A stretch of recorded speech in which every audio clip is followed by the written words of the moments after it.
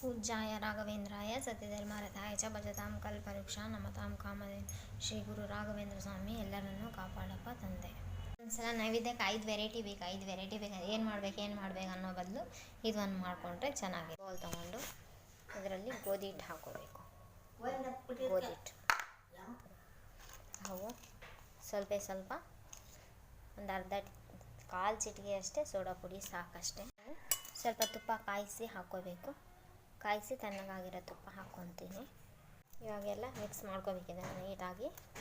ಎಲ್ಲ ಹಿಟ್ಟೆಲ್ಲ ಹೊಂದ್ಕೊಳಂಗ ಈ ಎಣ್ಣೆ ಐತಲ್ಲ, ತುಪ್ಪ ಕಾಸಿ ಹಾಕಿರೋದು ತುಪ್ಪ ಹಾಕಿರೋದೈತಲ್ಲ, ಇದನ್ನು ನೀಟಾಗಿ ಮಿಕ್ಸ್ ಮಾಡ್ಕೋಬೇಕು ಕೈಯಿಂದ. ಹಾಗೂ ಎಷ್ಟೆಷ್ಟು ನೀರು ಬೇಕು ನೋಡಿ ಹಾಕ್ಕೋಬೇಕು.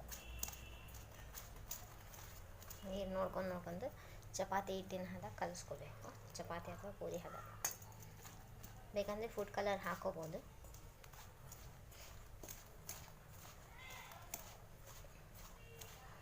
ನಾನೇನು ಫುಡ್ ಕಲರ್ ಹಾಕಿಲ್ಲ, ಹಾಕ್ಬೋದು, ಹಾಕಬಾರ್ದು ಅಂತೇನಿಲ್ಲ. ಓಕೆ, ಇನ್ನೂ ಸ್ವಲ್ಪ ನೀರು ಹಾಕೋಬೇಕು. ನೀರು ನೋಡ್ಕೊಂಡು ಹಾಕ್ಕೋಬೇಕು. ಓಕೆ, ಪೂರಿ ಹದಕ್ಕೆ ಬಂದರೆ ಸಾಕಷ್ಟು. ಪೂರಿ ಅಥವಾ ಚಪಾತಿ ಹಿಟ್ಟಿನ ಹದ. ಹಿಟ್ಟು ಕಲಸಿಟ್ಟಾಗಿದೆ. ಒಂದು 20ರಿಂದ 30 ನಿಮಿಷ ನೆನೆದ. ಹಿಟ್ಟು ಹೆಂಗೆ ನೆನೀತದೆ ಹಂಗೆ ಚೆನ್ನಾಗಿ. ಓಕೆ, ಸ್ವಲ್ಪ ಮೇಲೆ ಒಣ ಹಿಟ್ಟು ಹಾಕಿಟ್ಟಿದ್ದೀನಿ ಅಷ್ಟು. ಹಿಟ್ಟು ಎಷ್ಟು ನೆನೀತೈತೆ ಅಷ್ಟು ಚೆನ್ನಾಗಿ ಬರುತ್ತೆ. ಉಂಡೆ ಮಾಡ್ಕೋಬೇಕು. ಸಣ್ಣ ಉಂಡೆಗಳು ಮಾಡ್ಕೋಬೇಕು. ಇಷ್ಟು ಉಂಡೆಗಳು ಮಾಡ್ಕೊಂಡು ಇವಾಗ ಪೂರಿಯಲ್ಲಿ ಲಟ್ಟಿಸ್ಕೊತೀನಿ. ಓಕೆ, ಇವಾಗ ಇದನ್ನು ಪೂರಿಯಲ್ಲಿ ಲಟ್ಟಿಸ್ಕೋಬೇಕು. ಪೂರಿಯಲ್ಲಿ ಲಟ್ಟಿಸ್ಕೊಂಡು ನಿಮ್ಗೆ ದೊಡ್ಡ ಸೈಜ್ ಬೇಕಂದ್ರೆ ದೊಡ್ಡ ಸೈಜು, ಚಿಕ್ಕ ಸೈಜ್ ಬೇಕಂದ್ರೆ ಚಿಕ್ಕ ಸೈಜ್. ಆಲ್ರೆಡಿ ಒಂದು ಲಟ್ಟಿಸಿದ್ದೀನಿ ನಾನು. ಇದೆ ಯಾವ ಸೈಜ್ ಆದರೂ ಲಟ್ಟಿಸ್ಕೊಳ್ಳಿ. ಸ್ವಲ್ಪ ಇವಾಗ ಪುಟಾಣಿ ಹಾಕ್ಕೊಳ್ಳೋಣ. ಓಕೆ, ಪುಟಾಣಿ ಹಾಕ್ಕೊಂಡು ನೆಕ್ಸ್ಟು ಇವಾಗ ಸ್ವಲ್ಪ ಬೆಲ್ಲ ಹಾಕೋಣ. ಬೆಲ್ಲ ಆರ್ಗ್ಯಾನಿಕ್ ಬೆಲ್ಲ ಇದ್ದರೆ ಚೆನ್ನಾಗಿ. ಆರ್ಗ್ಯಾನಿಕ್ ಇದ್ದರೆ ಆರ್ಗ್ಯಾನಿಕ್ ಹಾಕೊಳ್ಳಿ.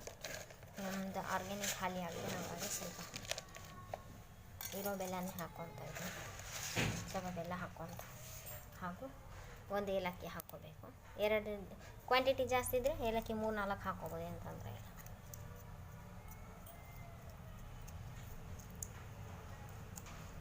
ಓಕೆ, ನೆಕ್ಸ್ಟ್ ಇವಾಗ ಸ್ವಲ್ಪ ಒಣ ಕೊಬ್ಬರಿ ತುರಿದು ಹಾಕ್ಕೋಬೇಕು. ಒಣ ಕೊಬ್ಬರಿ ತುರಿದು ಹಾಕ್ಕೊತೀನಿ. ಒಂದು 4 ಕೊಬ್ಬರಿ ಪೀಸಸ್ ಹಾಕ್ಕೊಂಡಿದ್ದೀನಿ. ಎಷ್ಟು ಬೇಕು ನೋಡಿ. ಇನ್ನೊಂದು ಸ್ವಲ್ಪ ಕೊಬ್ಬರಿ ಹಾಕ್ಕೋಬೇಕು. ಇನ್ನೊಂದು ಸ್ವಲ್ಪ ಕೊಬ್ಬರಿ ಹಾಕ್ಕೊಂಡು ಮಿಕ್ಸಿ ಮಾಡ್ಕೊಂಡು ಪೌಡ್ರ್ ಮಾಡ್ಕೊಂಬಂದಾಗಿದೆ. ಓಕೆ, ನೆಕ್ಸ್ಟ್ ಇವಾಗ ಇದನ್ನು ಒಂದು ಬೌಲ್ಗೆ ಹಾಕ್ಕೊತೀನಿ. ನೆಕ್ಸ್ಟ್ ಒಂದು ಬೌಲ್ಗೆ ಇದನ್ನು ಟ್ರಾನ್ಸ್ಫರ್ ಮಾಡಿಕೊಂಡು ಸ್ಟಫಿಂಗ್ ಮಾಡ್ಕೋಬೇಕಿದೆ. ಓಕೆ,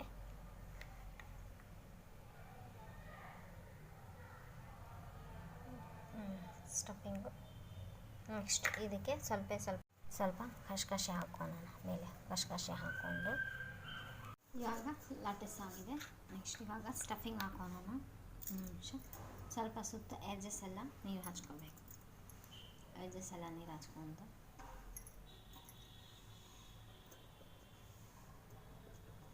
ಎಡ್ಜಸ್ಗೆಲ್ಲ ನೀರು ಹಚ್ಕೊಂಡು ಇವಾಗ ಪೌಡ್ರ್ ಹಾಕೋಬೇಕು, ಸ್ಟಫಿಂಗ್. ಓಕೆ, ನೆಕ್ಸ್ಟ್ ಇವಾಗ ಇನ್ನೊಂದು ಎಲೆ ತಗೊಂಡು ಇದನ್ನು ಕ್ಲೋಸ್ ಮಾಡ್ಕೋಬೇಕು ಈ ಥರ.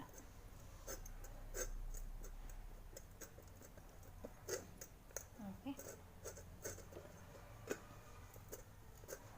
ಜಸ್ಟ್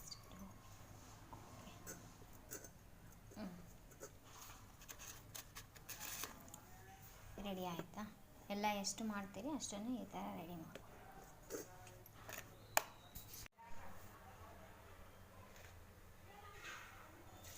ಸ್ವಲ್ಪ ಎಣ್ಣೆ ಕಾಯಕ್ಕಿಟ್ಟು ಇವನ್ನ ಈ ಥರ ಫ್ರೈ ಮಾಡ್ಕೊಂಡು. ಓಕೆ,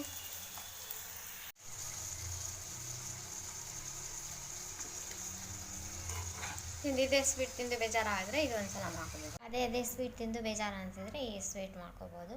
ಇದರ ಸ್ಟಫಿಂಗ್ ಎಲ್ಲ ಸ್ವಲ್ಪ ಹಾಕಿದ್ದೀನಿ. ಅಂದರೆ ಜಾಸ್ತಿ ಸ್ವೀಟ್ ಇಷ್ಟಪಡಲ್ಲ, ಆದರೂ ಮಾಡಲೇಬೇಕಂತ